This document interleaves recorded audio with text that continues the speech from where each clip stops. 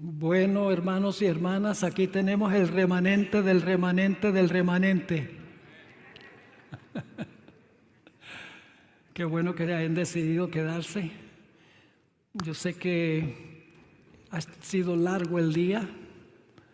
Muchas personas tienen cosas para hacer el sábado en la noche, pero quiero agradecerles a los que se quedaron. Vamos ahora a estudiar nuestro último tema de esta serie de temas que empezamos el miércoles. Vamos a orar y entramos de lleno al estudio. Padre Celestial, venimos ante ti para agradecerte en primer lugar por tu compañía este día. Gracias porque hemos sentido tu presencia. Pedimos ahora que nos proponemos una vez más abrir las páginas de tu santo libro, que tu Espíritu Santo nos acompañe. Te ruego, Señor, que tú bendigas a todos los que se han quedado, también todos los que están de viaje, de regreso a sus casas. Acompáñalos, protégelos de todo peligro. Manténnos fieles y firmes en la fe. Te lo pedimos en el nombre de Jesús. Amén. Quiero hacer un anuncio primero. Lo anuncié la primera noche que estuve aquí. He traído algunos materiales, algunos manuales de estudio. Me di cuenta en la mesa que quedan unos pocos nada más. Y he traído también unos thumb drives, flash drives, que son chiquiticos, se insertan en la computadora. Hay uno que tiene 111 presentaciones de 1 hora cada uno, en video. Le meten el dispositivo y le salen los temas ahí para verlos en la pantalla de la computadora, si tienen conexiones también para la televisión. Ese es uno. Hay otro que tiene 2,700 páginas escritas de manuales que yo he escrito sobre diferentes temas. Estado de los muertos, profecías, el sábado, la ley, las doctrinas distintivas y especiales de la Iglesia Adventista. Así que esos dos están disponibles en una mesa allá afuera, y hay unos pocos manuales que quedan también. Es ventajoso que consigan ese material acá, porque cuando yo viajo, la directora de marketing me permite dar 20% de descuentos sobre los materiales escritos, no estos sí se venden por el precio regular, pero los manuales escritos tienen un 20% de descuento y no pagan shipping, lógicamente, porque yo los traje, y tampoco pagan tax. Así que en realidad sale el descuento más que 20%. Así que aprovechen la oportunidad de conseguir el material. Es material muy bueno sobre diferentes temas, y espero que puedan beneficiarse de ese material antes de que yo me vaya. Bien. Vamos a comenzar nuestro estudio esta noche. 2 cosmovisiones en conflicto. Al contemplar el mundo actual con ojos enrojecidos por el insomnio, todo parece estar fuera de control. Todo parece en el proceso de desintegrarse. Guerras, rumores de guerras, nación levantándose contra nación y reino contra reino, la desintegración del núcleo familiar, la confusión de géneros, los desamparados que duermen en las calles, una inflación galopante, los matrimonios gay, las pandemias, los tumultos, el racismo, las inundaciones, las sequías, las hambres, los tornados, los terremotos, los huracanes, los incendios, las riñas políticas, los magnicidios, los hurtos, los tiroteos en masa, los suicidios, la drogadicción. Podría continuar la lista. Estas cosas predominan en el mundo actual. Todo parece estar en caos.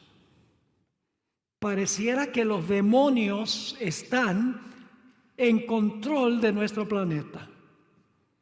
Pero la pregunta clave es, ¿lo están en realidad? ¿Cómo podemos explicar lo que está ocurriendo ahora en nuestro planeta Tierra? La respuesta la da la Biblia. Jesús ganó una victoria definitiva en la cruz del Calvario. Le arrebató a Satanás su posición como gobernante de este mundo y como representante de este mundo. Y por lo tanto, Satanás está lleno de una ira vitriólica, la ira de un guerrero mal herido. Los habitantes del cielo hoy por hoy pueden regocijarse, porque el fastidioso que acusaba a los fieles de Dios día y noche ha sido lanzado fuera del cielo. Pero la tierra no puede regocijarse, porque Satanás ha descendido con gran ira, sabiendo que tiene poco tiempo. Anda cual león rugiente buscando a quien devorar. La hermana White escribió después que Cristo resucitó, dice: los ángeles de Satanás salieron como leones rugientes a procurar la destrucción de los seguidores de Jesús. En Apocalipsis 12 encontramos las siguientes palabras. Entonces oí una gran voz en el cielo que decía: ahora ha venido la salvación, el poder y el reino de nuestro Dios y la autoridad de su Cristo, porque ha sido lanzado fuera el acusador de nuestros hermanos, el que los acusaba delante de nuestro Dios día y noche. Y luego fíjense la reacción del cielo. Por lo cual, alegraos cielos y los que moráis en ellos. El cielo puede regocijarse. ¿Y qué de la tierra? ¡Ay de los moradores de la tierra y del mar! Porque el diablo ha descendido a vosotros con gran ira, sabiendo que tiene poco tiempo. Alegraos cielos, porque ya no puede ir allá para acusar. Pero ay de los habitantes de la tierra y del mar, porque Satanás ha descendido con gran ira, sabiendo que tiene poco tiempo. Con el paso de los años, me he dado cuenta más y más la importancia de estudiar la historia, porque la historia del pasado se va a repetir en el futuro. Y la razón por la cual la historia se repite es porque Dios nunca cambia, Satanás nunca cambia, y los seres humanos no regenerados tampoco cambian. Y por eso la historia del pasado se repite. La Biblia nos dice eso. En Eclesiastés 1 y el versículo 9, y estoy leyendo de la versión Reina Valera de 1960, dice así: ¿qué es lo que fue? Lo mismo que será. ¿Qué es lo que ha sido hecho? Lo mismo que se hará. Y nada hay nuevo debajo del sol. En Eclesiastés 3:15, en la nueva versión viviente, dice así: los sucesos del presente ya ocurrieron en el pasado, y lo que sucederá en el futuro ya ocurrió antes, porque Dios hace que las mismas cosas se repitan una y otra vez. Me gusta la forma como se traduce Eclesiastés 3:15 en la versión Dios habla hoy. Nada existe que no haya existido antes, y nada existirá que no exista ya. Dios hace que el pasado se repita. Según la Biblia, la historia se repite. Por eso, si conocemos la historia del pasado, podemos saber cómo se va a repetir en el futuro. Ahora, quiero decirles que no existe tal cosa como una historia secular y una historia sagrada. Toda la historia tiene connotaciones religiosas. No hay tal cosa como historia puramente secular. Toda historia tiene dimensiones religiosas. La historia que vemos nosotros a simple vista, que parece ser secular, en realidad solamente es una pequeña fracción de la verdadera historia que transcurre en el mundo que nosotros no podemos ver. Un historiador solo puede describir la historia que transpira delante de sus ojos, que no es la verdadera historia. Solamente puede describir ciertos eventos que ocurrieron en cierto lugar, en cierto tiempo y de cierta manera, lo que está visible ante sus ojos. Yo le digo a esta historia la historia horizontal, la historia que se ve.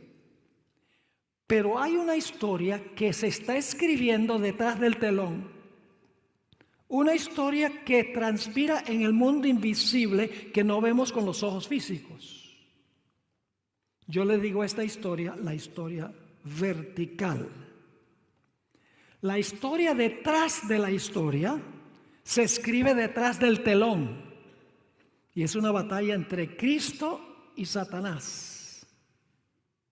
El apóstol Pablo describió esta historia, la historia vertical, la historia en el mundo que no vemos con los ojos físicos.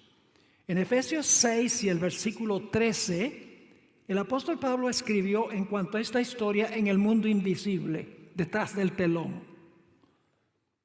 Escribió de esta manera: porque no tenemos lucha contra sangre y carne. ¿Qué significa esa expresión sangre y carne?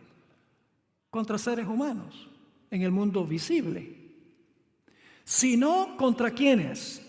Contra principados, contra potestades, contra los gobernadores de las tinieblas de este siglo, contra huestes espirituales de maldad en las regiones celestiales. Nuestra lucha no es con seres humanos. Nuestra lucha es con entidades espirituales en el mundo invisible que no podemos ver con los ojos físicos. Esa es la verdadera historia que se está escribiendo. Elena White escribió sobre la repetición de la historia en la matutina El Cristo Triunfante, la página 368. Está hablando de lo que pasó en los días de Esther. Ustedes recuerdan que en los días de Esther, el rey, influido por Amán, querían cometer genocidio, querían acabar con la nación judía. Pero esa historia va a repetirse de nuevo, ya no en Medo-Persia, sino a nivel global. Fíjense lo que escribió la sierva del Señor. Satanás inspiró el plan. ¿Quién inspiró el plan de acabar con la nación judía? ¿Se podía ver a Satanás haciéndolo? No, no se podía ver a Satanás haciéndolo, pero él era el que estaba dirigiendo las cosas. Satanás inspiró el plan a fin de librar la tierra de aquellos que preservaban el conocimiento del verdadero Dios. Y luego escribe: la historia se repite. La misma mente magistral que maquinó contra los fieles en siglos pasados, obra ahora a fin de controlar las iglesias caídas, para que por medio de ellas Él pueda condenar y ejecutar sentencia de muerte sobre aquellos que no adoren el sábado idólatra. Pero, aunque así parezca, no libramos una lucha con seres mortales. No guerreamos contra sangre y carne, sino contra principados, contra poderes, contra gobernadores de las tinieblas de este mundo, contra espíritus impíos en las regiones celestiales. Hay una conspiración detrás de la historia y los conspiradores no se pueden ver, que son Satanás y sus ángeles. Cuando hablamos de la palabra conspiración, inmediatamente se despierta en nuestra mente un personaje llamado Judas Iscariote, que en el mundo visible parecía apoyar la causa de Jesús, pero en las sombras estaba procurando minar la confianza que se tenía en Jesús. Era un conspirador. Estaba obrando de una manera que no era visible. Y lo interesante es que tenía engañados a sus propios colegas hasta el último momento. Ni siquiera ellos sabían la historia que se estaba escribiendo. Porque en el Evangelio según San Juan, el capítulo 13 y el versículo 27 al 29, dice que cuando Jesús le dijo a Judas, lo que vas a hacer, hazlo presto. Los colegas creían que Jesús estaba mandando a Judas a un mandado. No solo eso, sino que en Juan 6:70 Jesús se refirió a Judas como un diablo. Y en Juan 13 y el versículo 2 dice que Satanás puso en el corazón de Judas el entregar a Jesús. Es decir, parecía que Judas estaba haciendo todo esto, pero detrás de Judas, en el mundo invisible, en la historia vertical, había un poder detrás del poder, maquinando para estorbar la vida de Jesús. ¿Cómo puede uno luchar contra un enemigo que no ve? Parece imposible. Sin embargo, les tengo buenas nuevas, hermanos y hermanas. Dios ha quitado el velo que oculta el mundo invisible del mundo visible. En la Biblia captamos un vistazo de lo que está pasando detrás del telón. Dios le dio a Elena White un discernimiento especial de describir la historia detrás de la historia. Ella escribió el libro El conflicto de los siglos. No es un libro de historia, es una filosofía de la historia. El conflicto de los siglos es diferente que cualquier otro libro de historia, porque los libros de historia sencillamente pueden describir los eventos que ocurrieron en la historia. Pero los escritos de la hermana White, el conflicto de los siglos, Dios descorre el telón y la hermana White revela cómo todos los eventos históricos que ocurrieron fueron el resultado de una batalla invisible que no se podía ver con los ojos. Elena White escribió en el libro La Educación, página 173, unas palabras muy interesantes. En los anales de la historia humana, significa los registros de la historia humana, el crecimiento de las naciones, el levantamiento y la caída de los imperios parecen depender de la voluntad y las proezas del hombre. ¿Qué está diciendo ella? Dice, en los anales de la historia humana, los libros de historia, la historia vertical, la historia horizontal, el crecimiento de las naciones, el levantamiento y la caída de los imperios parecen depender de la voluntad y las proezas del hombre.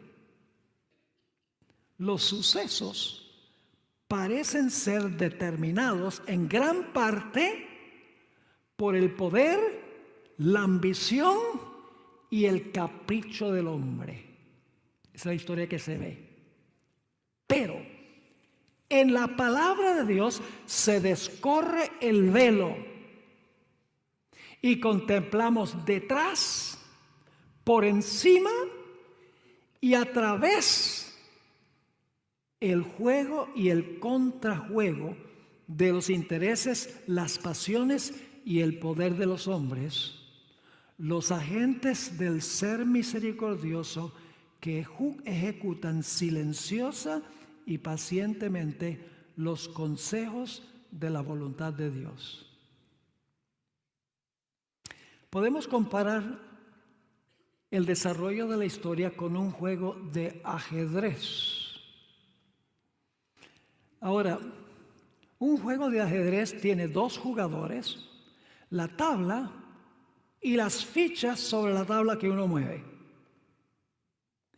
El propósito de los dos jugadores es estorbar y frustrar las jugadas del otro, con el propósito final de poner al otro en jaque mate, en un callejón sin salida.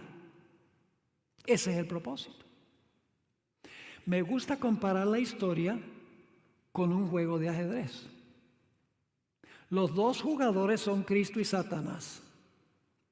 La tabla es la historia y los movimientos de las fichas son los movimientos de la historia.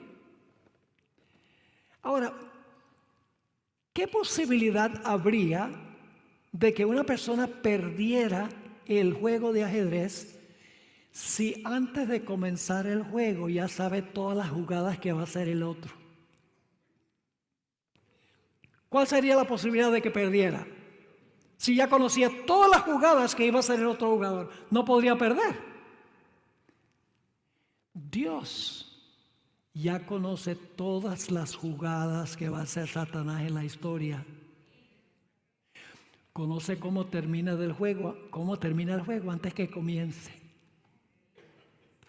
Dios sabe cómo va a jugar Satanás en la historia, pero Satanás tiene que adivinar cómo va a jugar Dios. Y cuando se adivina, se cometen errores. Permítanme darles un ejemplo. En Génesis, el capítulo 15, tenemos una profecía de 400 años que le dio Dios a Abraham. En esa profecía, Dios le dijo a Abraham que sus descendientes iban a ir a una tierra extraña, no de ellos. Pero Dios no identificó cuál era la tierra por nombre. Sencillamente dijo, tu pueblo va a ser llevado, va a ir a una tierra que no es de ellos. Y después de y los van a cautivar allí. Y después de los 400 años, ellos van a salir y van a regresar acá, a Canaán. Así que Satanás dice, yo no voy a permitir que esa gente se mueva de Canaán a Egipto. No a Egipto, sino a la nación que no se mencionó. Ahora, ¿cómo se podía cumplir la profecía de los 400 años? Satanás, sin darse cuenta, cooperó para que el plan de Dios se cumpliera. Y ustedes dicen, ¿cómo fue? Por la historia de José. Satanás influyó sobre los hermanos de José para que lo vendieran a Egipto. Y Satanás dijo, qué bueno, me deshice de este muchacho. Pues los hermanos eran malos. José era noble. Satanás dice, misión cumplida, me deshice de él. Pero Satanás no sabía que transportando a José a Egipto se iba a cumplir la profecía de los 400 años.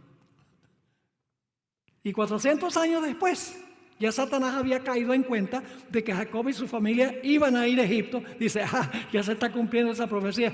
Ahora voy a impedir que regresen a Canaán. Y ahí tiene uno el odio de Faraón, que no quería dejarlos salir, porque no quería que regresaran a Canaán, a donde iban a ser el Mesías.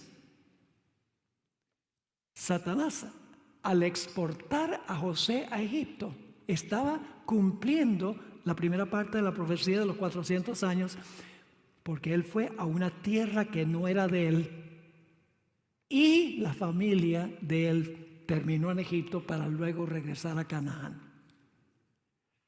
¿Entendieron eso? Ahora vamos a Isaías 46, 9 al 11. Isaías 46, 9 al 11. ¿Qué distingue al verdadero Dios de todos los falsos dioses? Aquí lo dice en Isaías 46, 9 al 11. Acordaos de las cosas pasadas desde los tiempos antiguos, porque yo soy Dios y no hay otro Dios y nada hay semejante a mí. ¿Por qué es que no hay otro Dios y no hay nadie semejante a Dios? Ahora viene la razón. Que anuncio lo por venir desde el principio. Y desde la antigüedad lo que aún no era hecho.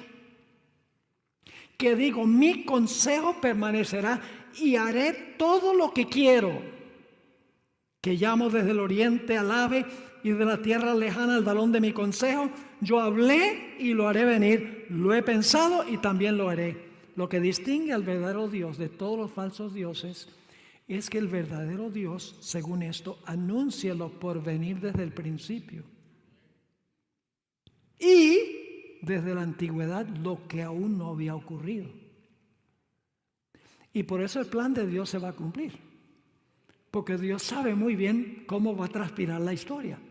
Él sabe cómo contrarrestar las jugadas de Satanás, porque Él ya sabe cómo va a jugar Satanás. ¿Recuerdan la historia de Esther?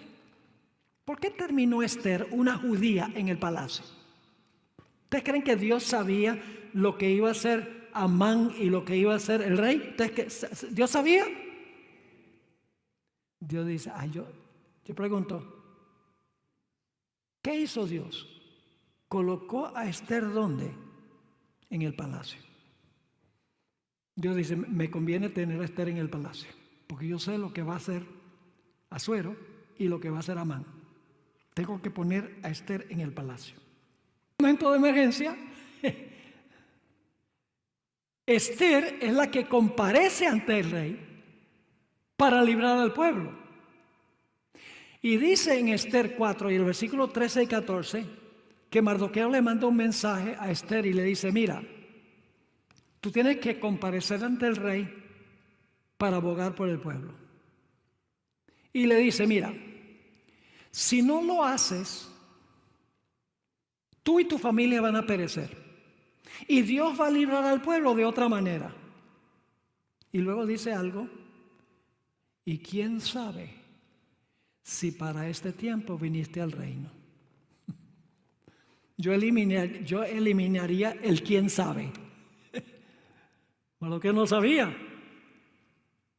Pero lo que sucede es que Dios había colocado a Esther de antemano allí porque él sabía lo que Satanás iba a hacer.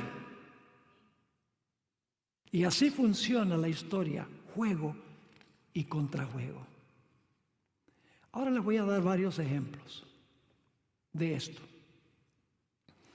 El primer ejemplo lo encontramos en 2 de Crónicas 18. Si van allí un momento, en un momento vamos a leer algunos versículos, pero les voy a contar la historia. Resulta que en cierta ocasión el rey Acab, que era un rey malo, el rey de las 10 tribus del norte, que se conocían como Israel, y Josafat, que era un rey bueno, el rey de las 2 tribus del sur, que se conocían como Judá, se reunieron allá en Samaria. Y estando juntos, el rey Acab le dice a Josafat, oye Josafat, ¿no te parece buena idea ahora que estamos juntos que unamos nuestros ejércitos para pelear contra nuestro enemigo común, los sirios? Y Josafat, siendo un rey bueno, le dice, bueno, parece buena la idea, pero ¿no tienes un profeta por ahí que nos diga si es la voluntad de Dios que vayamos juntos a la guerra contra los sirios? Acab dijo, profetas me sobran, tengo 400. 400 profetas.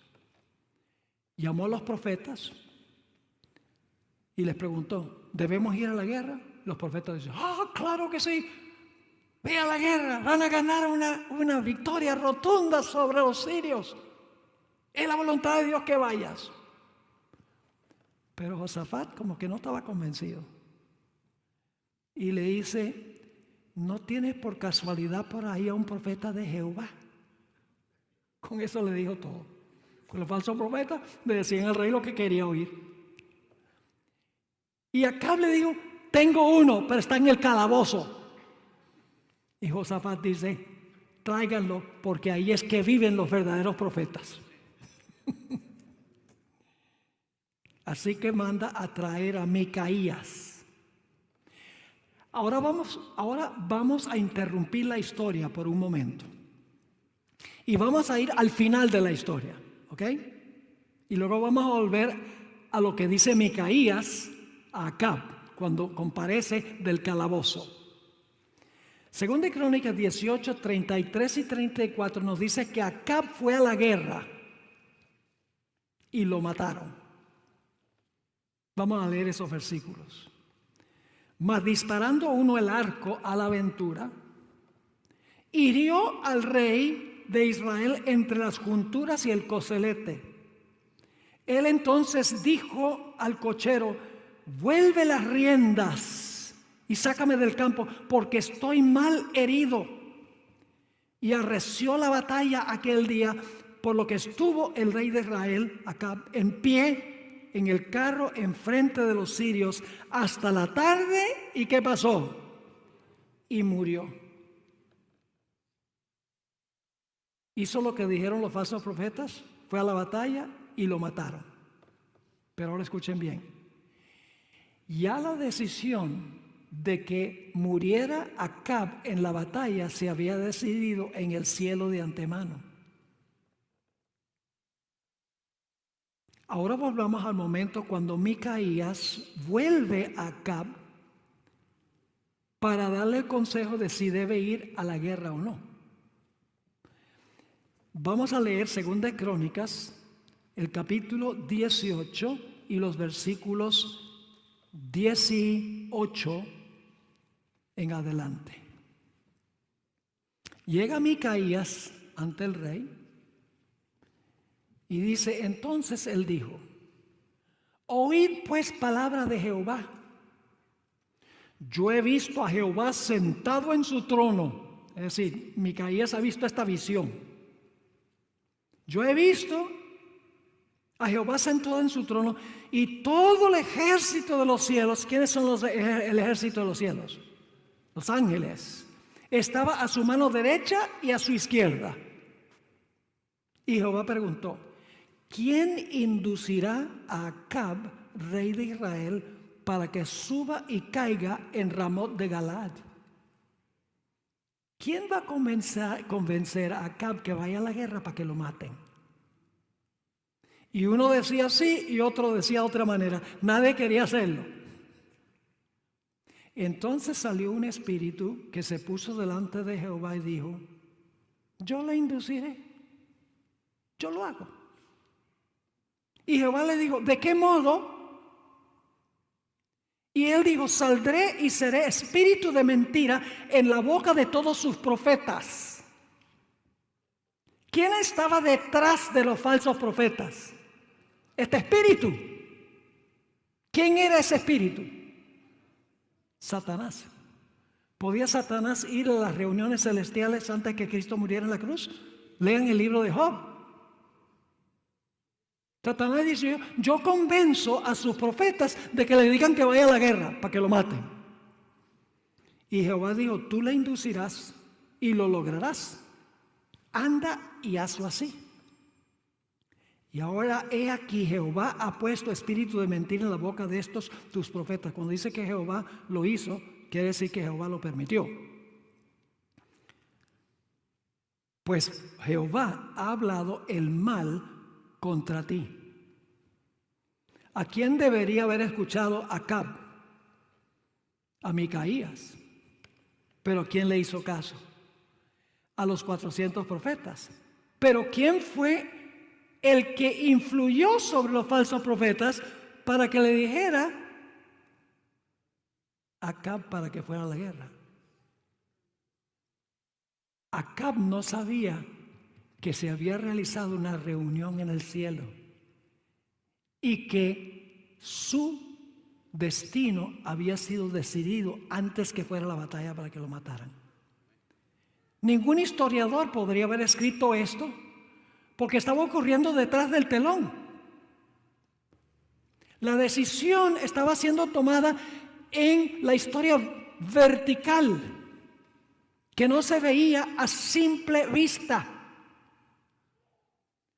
Podemos comparar el juego y el contrajuego de la historia con un témpano de hielo que flota pacíficamente en la superficie del Atlántico Norte.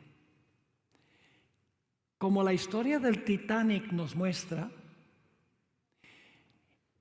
el témpano de hielo parece inofensivo.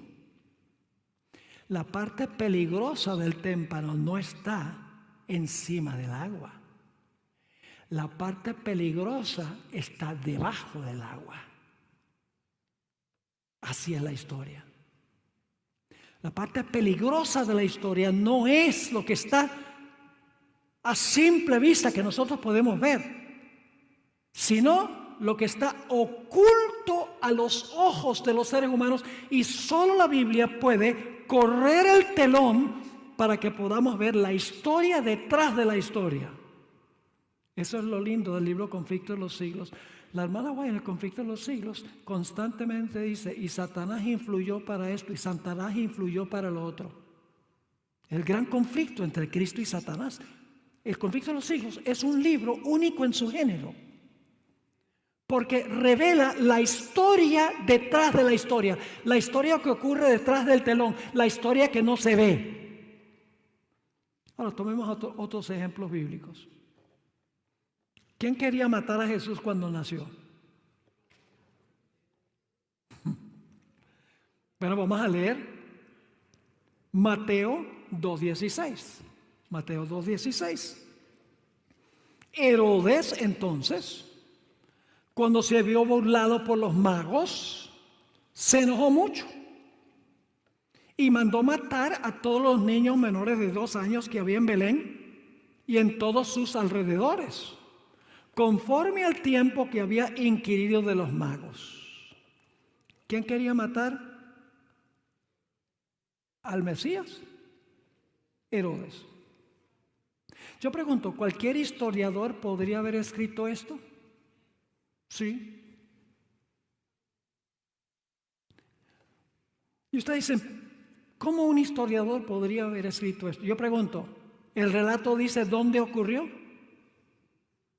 ¿Podía la gente ver dónde ocurrió? Sí. ¿Dice cuándo ocurrió?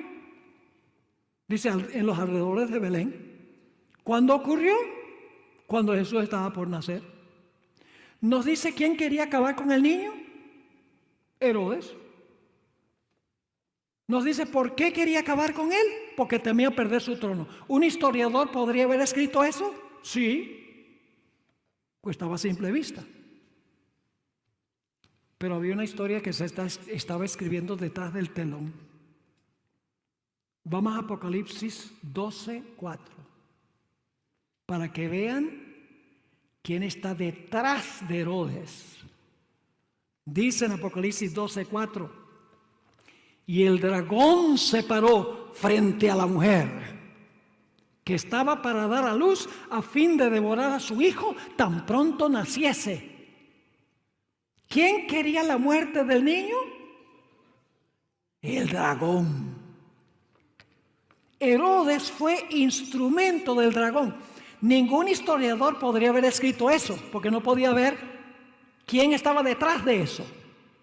Pero la Biblia corre el velo y nos permite ver quién estaba detrás de la masacre de los niños.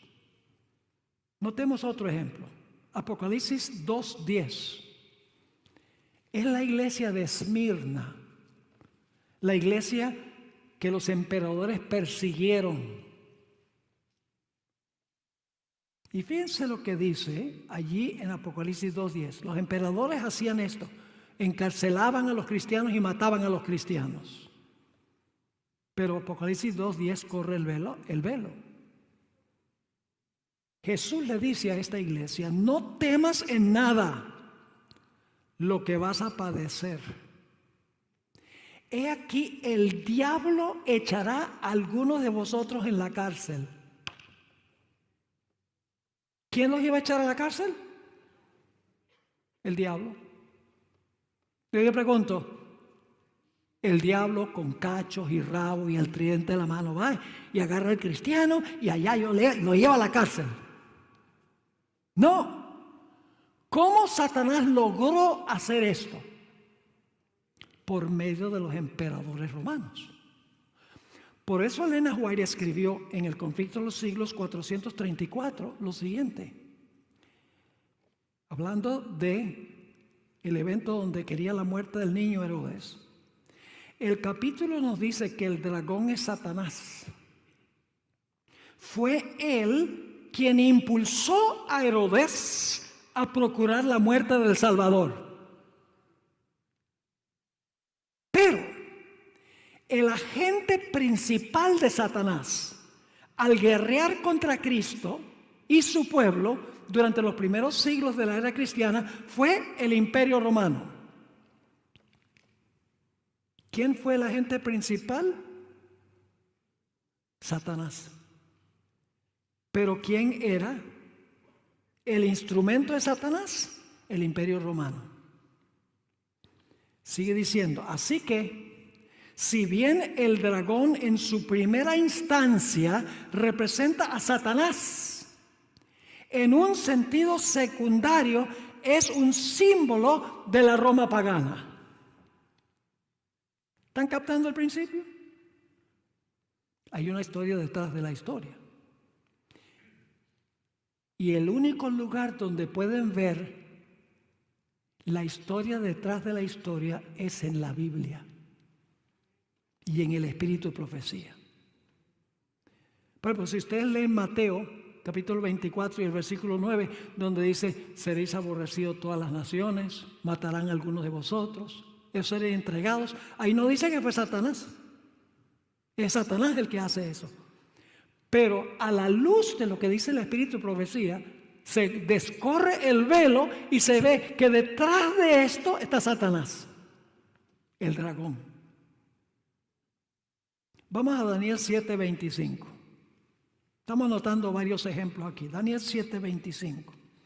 Está hablando del cuerno pequeño. ¿Qué representa el cuerno pequeño? El poder papal. Ahora fíjense. Y hablará palabras contra el Altísimo, y a los santos del Altísimo quebrantará, y pensará en cambiar los tiempos y la ley. ¿Qué iba a hacer? Iba a quebrantar a los santos del Altísimo. Pensaba que podía cambiar los tiempos y la ley. ¿Y por cuánto tiempo iba a hacer eso? Y serán entregados en su mano hasta tiempos y medio tiempo. ¿A quiénes persiguió el cuerno pequeño? El papado. A los santos del Altísimo.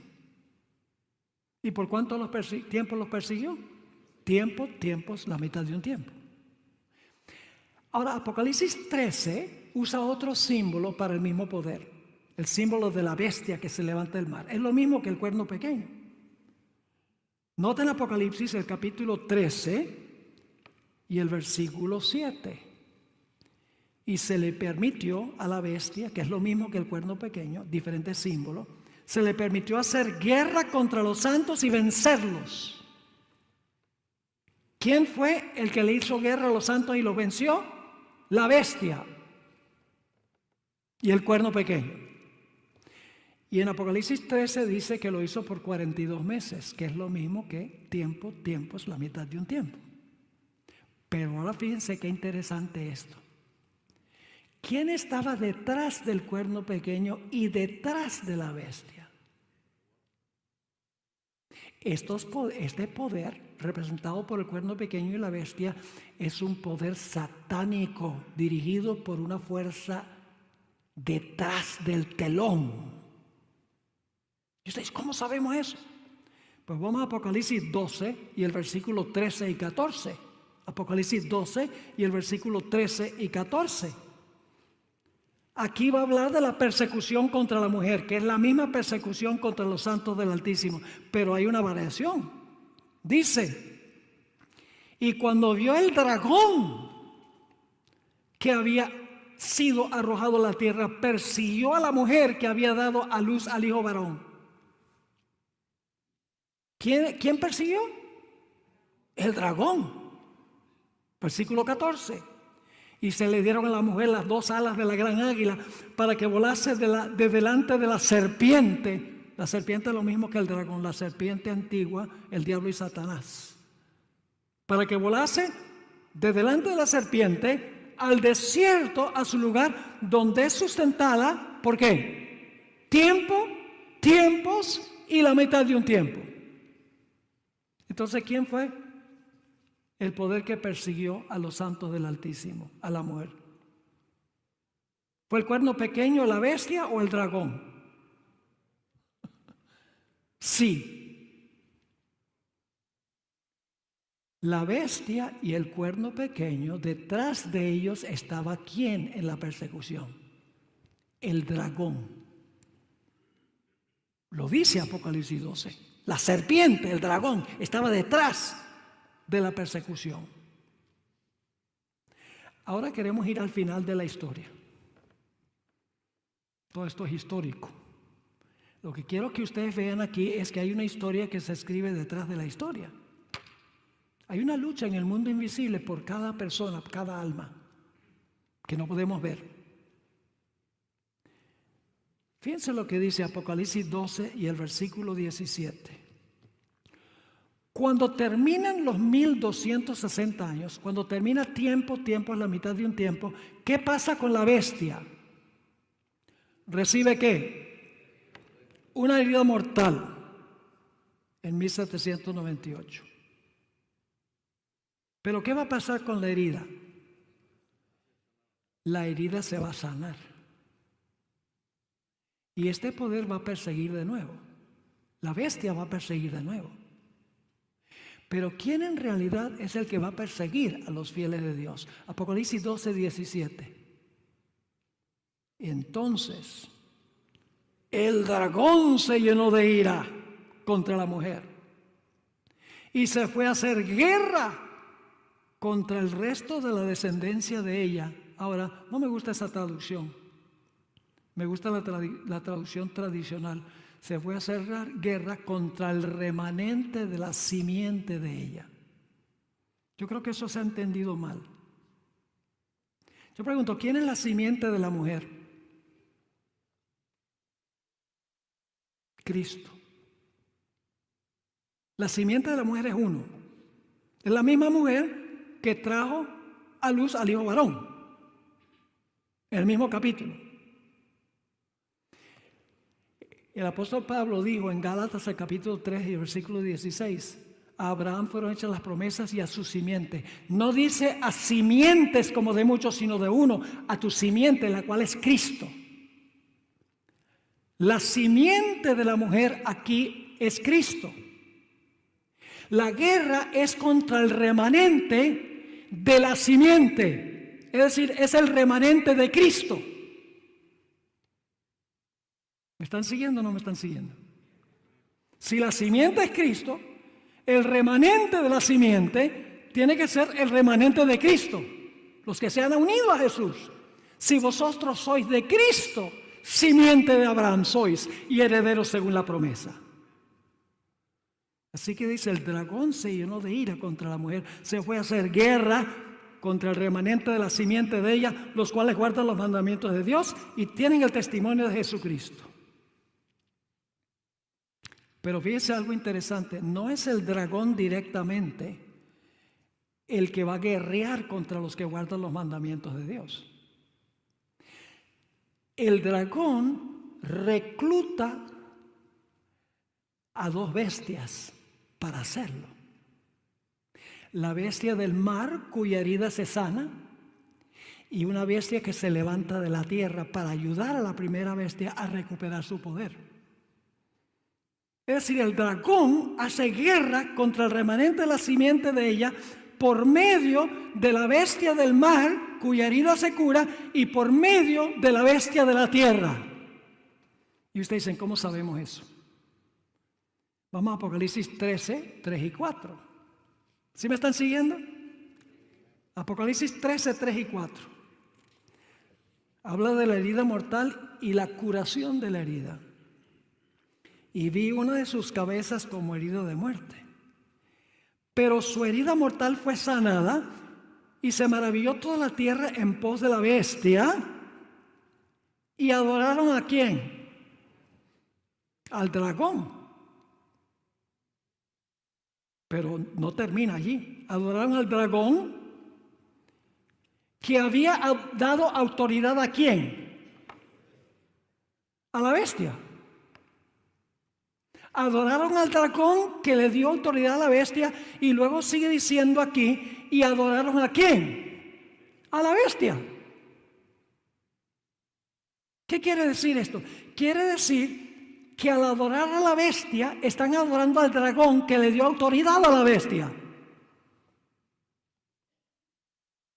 Diciendo, ¿quién como la bestia y quién podrá guerrear contra ella? Así que adoran a la bestia y por ende adoran al dragón, que le dio autoridad a la bestia. Al adorar a la bestia, están adorando ¿a quién? Al dragón, sin darse cuenta. La segunda bestia también, la bestia que se levanta de la tierra, también es emisaria del dragón. Noten Apocalipsis 13 y el versículo 11. Apocalipsis 13, 11. Después vi otra bestia que subía de la tierra. ¿Qué representa esa bestia? ¿Qué simboliza la bestia de la tierra? Los Estados Unidos de América. Y tenía 2 cuernos semejantes a los de un cordero. Ahora escuchen bien. Pero hablaba como dragón. 2 poderes que son portavoces del dragón. Pero en realidad son poderes terrenales. La bestia de la tierra representa a los Estados Unidos. La bestia del mar, cuya herida se sana, representa al papado. Aliados. El dragón va a hacer guerra contra el remanente de la simiente de ella a través de estas 2 bestias que son emisarias del dragón. ¿Me están siguiendo? Yo pregunto, ¿hay una historia detrás de la historia? Hay una historia que está transcurriendo que no podemos ver. Hermanos y hermanas, tenemos que leer lo que vemos a la luz de lo que no vemos. Por eso Dios ha dado las profecías. Por eso nos ha dado el espíritu de profecía. Para que podamos ver detrás del telón cuáles son los poderes que están moviendo todo desde atrás. La historia no es una historia meramente secular. La historia es secular y religiosa. Todo evento, Satanás tiene un fin religioso en lo que él hace. Ahora vayan conmigo a Apocalipsis 16, 13 y 14. Apocalipsis 16, 13 y 14. Esto menciona los 3 poderes que Satanás va a usar al final de la historia. Dice allí, y vi salir de la boca del dragón y de la boca de la bestia y de la boca del falso profeta. ¿Quién es la bestia que se menciona aquí? Es la misma bestia del mar, papado. ¿Qué representa el falso profeta? Es la bestia que se levanta de la tierra. Y menciona el dragón, que es el que está detrás del telón, que representa en términos secundarios los poderes ¿qué? Civiles. Ahora quiero que vayamos a Apocalipsis 19, 19 y 20, donde se repiten los 3 poderes, pero hay un poder que cambia. ¿Recuerdan la cita que leí donde la hermana White dice que en un sentido primario el dragón representa a Satanás, pero en un sentido secundario representa el imperio romano? ¿Recuerdan eso? Es decir, los poderes civiles también se les llama el dragón, porque son instrumentos del dragón. Ahora fíjense lo que dice Apocalipsis 19, 19 y 20. Y vi a la bestia, ese lo vimos en Apocalipsis 16, y a los reyes de la tierra. Eso no está en el versículo 13 y 14. Los reyes de la tierra y sus ejércitos reunidos para guerrear contra el que montaba el caballo y contra su ejército. Y la bestia fue apresada, y con ella ¿quién? El falso profeta. Yo pregunto, ¿el 19, 19 y 20 menciona a la bestia, sí o no? Sí. ¿Menciona el falso profeta? Sí. Que ya lo vimos en el capítulo 16. Pero ¿cuál es la diferencia? La diferencia es que en Apocalipsis 16 se menciona el dragón, pero en el capítulo 19 se refiere a los reyes, los poderes civiles. No sé si me están entendiendo. Los poderes civiles son el dragón en un sentido derivado. Los poderes civiles son usados por Satanás para cumplir sus propósitos. Ahora es interesante lo que escribió Elena G. de White. Escuchen esta cita, Testimonios para los Ministros, página 39. Reyes, príncipes y gobernantes han colocado sobre sí mismos el rótulo del anticristo y son representados por el dragón, que va a hacer guerra contra los santos, los que guardan los mandamientos de Dios y tienen la fe de Jesús. ¿Quiénes son representados por el dragón? Reyes, príncipes y gobernantes. Son representados por el dragón, que son poderes ¿qué? Civiles, que son los que tienen el poder. Ahora, vamos a hablar un poco de la segunda venida de Jesús. Yo pregunto, hasta la segunda venida, ¿los poderes civiles entienden cómo Satanás los ha manipulado y los ha usado?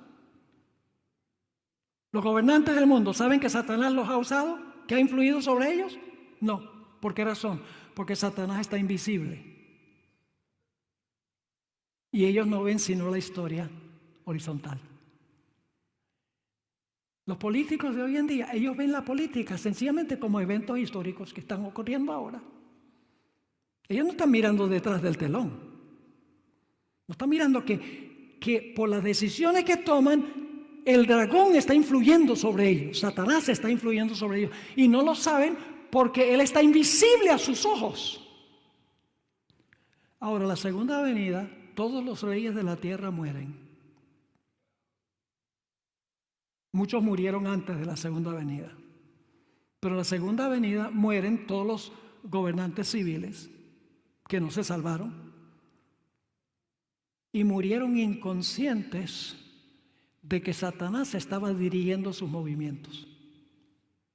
Pero saben que Satanás fue. Eso es importante. Pasan 1000 años, los gobernantes están todos muertos durante los 1000 años. Después de los 1000 años, ¿qué va a pasar con todos los impíos, con todos los gobernantes de todas las épocas? Van a resucitar. Y ahora, por primera vez en la historia, van a ver a Satanás con sus ojos físicos. Por primera vez. Pero Satanás no se presenta como Satanás. Conforme a su costumbre, se presenta como el campeón de ellos que necesitan guerrear contra un usurpador que está en la ciudad. Permítame leerles la cita del Espíritu Profecía. Los impíos son sus cautivos, cautivos de Satanás. Al rechazar a Cristo, aceptaron la autoridad del jefe de los rebeldes. Están listos para aceptar sus sugestiones y ejecutar sus órdenes. Si los impíos, los poderes civiles, después del milenio, están perfectamente contentos de hacer lo que dice Satanás, que ahora lo ven, pero no se da por Satanás.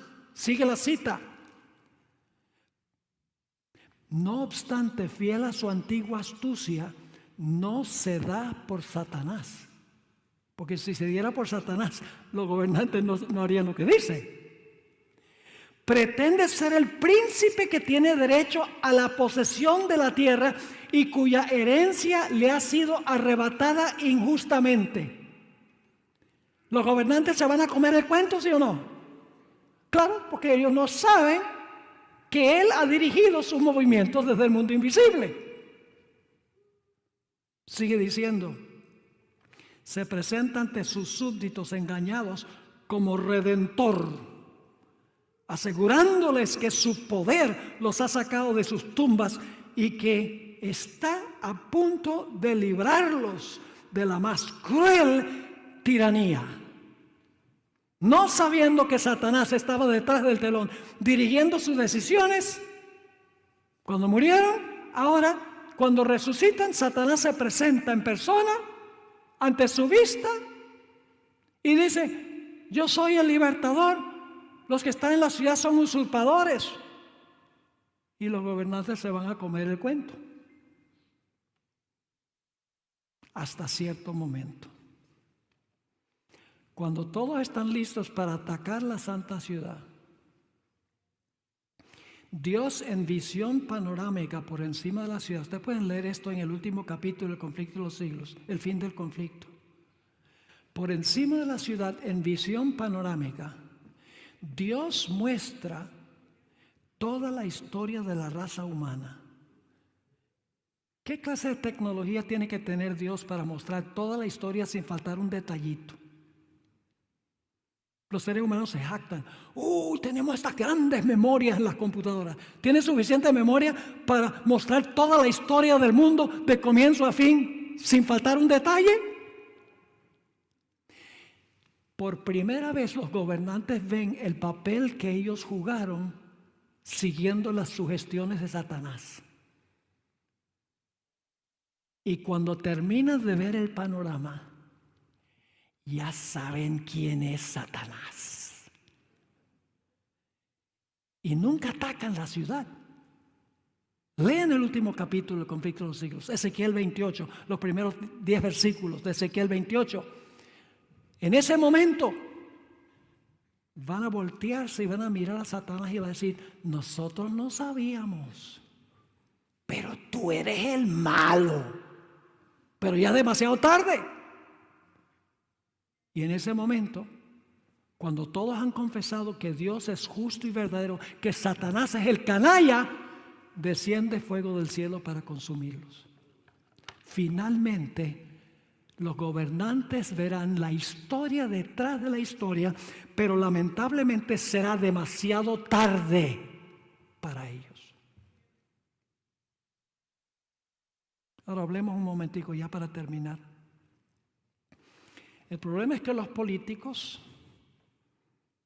los protestantes, muchos adventistas, católicos, adquieren sus noticias de los periódicos, las redes sociales y la televisión, que es solo la historia horizontal. Ellos ven la política solamente izquierda y derecha, pero no está viendo el juego detrás del telón. Podemos ver esto claramente con toda la conversación sobre el cambio climático. Los de extrema izquierda dicen, hay que eliminar los combustibles, hay que eliminar los aires acondicionados, porque si no resolvemos el problema del cambio climático, se va a extinguir la raza humana. Es un asunto de supervivencia de la raza. Mientras que los de la derecha dicen, cambio climático, eso no existe. Están viendo solamente la historia horizontal, lo que está delante de sus ojos. Yo pregunto, ¿hay cambio climático, sí o no? Sí. El que dice que no, está ciego. Hay cambio climático. Pero el motivo del cambio climático no es lo que están diciendo. ¿Cuál fue el peor cambio climático de la historia? El diluvio.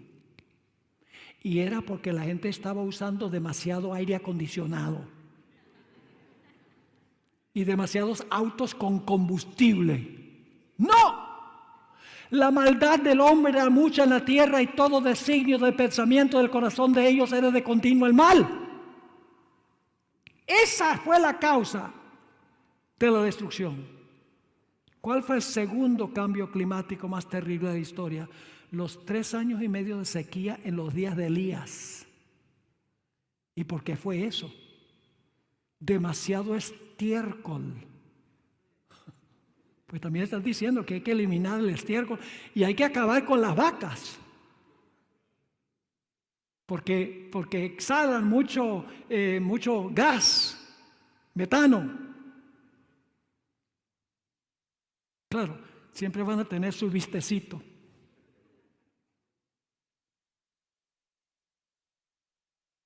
Hermanos y hermanas, la razón por la cual las cosas están andando como están andando es por la maldad de la raza humana. Están dando la razón equivocada. Escuchen lo que escribió la sierva del Señor. ¿Por qué están equivocados? Porque están mirando solamente ¿qué? Lo que leen en el periódico, lo que muestran en televisión, lo que dicen las redes sociales. Lo que está delante de sus ojos. El mundo visible. Pero detrás, ¿quién está detrás de esto? Satanás. ¿Por qué? Porque como vimos en Mateo 24, dice que todos estos desastres vienen para que pueda finalmente echarle la culpa al pueblo de Dios. Esa es la historia que no se ve. Porque está mirando solamente la historia desde una perspectiva horizontal. Fíjense lo que escribió la señora White. Tomo 6 de los testimonios, página 625. El espíritu refrenador de Dios se está retirando ahora mismo del mundo. Los huracanes, fíjense cómo hace una alusión a Mateo 24, los huracanes, las tormentas, las tempestades, los incendios y las inundaciones, los desastres por tierra y mar se siguen en rápida sucesión. Y ahora escuchen esto. La ciencia procura explicar todo esto. ¿A qué le están atribuyendo todos los desastres hoy en día? Al cambio climático. Todo es el cambio climático. Y luego escribe, aumentan en derredor nuestro las señales que nos dicen que se acerca el Hijo de Dios, pero son atribuidas a cualquier causa menos la verdadera. Lo atribuyen a toda causa menos la verdadera. Los hombres no pueden discernir a los ángeles, que como centinelas refrenan los 4 vientos para que no soplen hasta que estén sellados los siervos de Dios. Pero cuando Dios ordene a los ángeles que suelten los vientos, habrá una escena de contienda que ninguna pluma puede describir. Eso es lo que nos espera. Pero gracias a Dios nosotros tenemos una forma de correr el telón. ¿Dónde está? En este libro. ¿Ustedes quieren saber lo que está pasando? Estudien la profecía. Ahí corre el telón y ay, mira, aquí la bestia de la tierra en los Estados Unidos y va a hacer esto y aquello. Y el papado tuvo una herida mortal, pero se le va a sanar la herida y va a hacer lo que hizo en el pasado. Y detrás de todo esto está el dragón.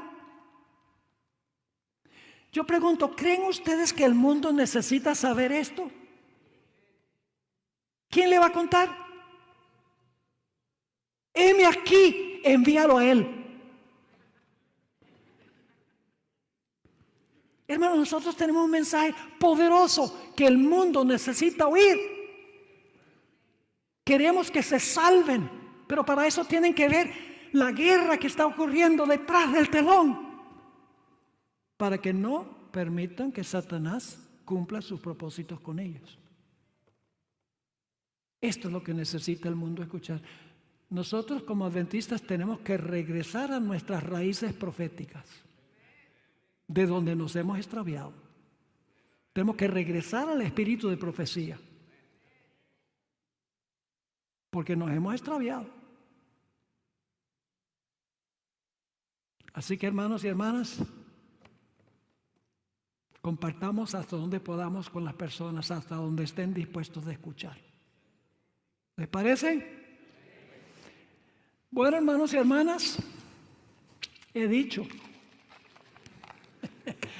Quiero agradecerle al pastor Rico, también al pastor Iguado por haberme invitado para estar con ustedes. Fue un placer reanudar amistades, conocer gente nueva. Ojalá que lo que hemos estudiado nos haya inspirado para ser más fieles a Dios, para compartir el mensaje y para permanecer fieles hasta el fin. Oremos. Padre, gracias te damos. Ha sido un largo día, pero un día lleno de bendiciones.